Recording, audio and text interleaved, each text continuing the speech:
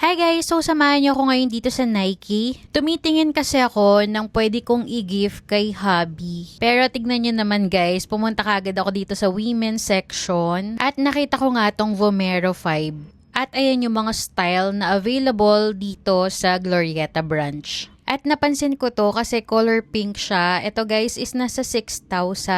Pero nag-sale to nung Black Friday.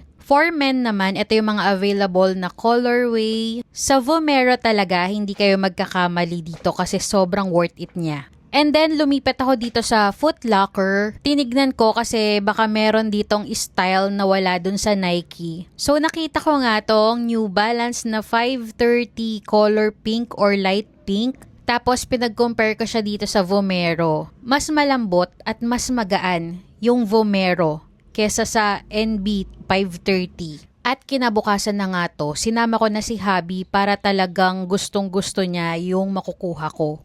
At ito na nga yung kanyang pinagpipilian. Ito yung parang may silver at dark blue. And yung isa naman is yung may gold. At ayan, tinatry na ni hubby kung ano yung mas okay sa kanya. Kaya kung tatanungin nyo ko, mas okay guys si Vomero. Compare kay 530 ng New Balance. So eto na guys, binili na namin. So sa tingin nyo, ano yung kinuha naming color? Ayun lang.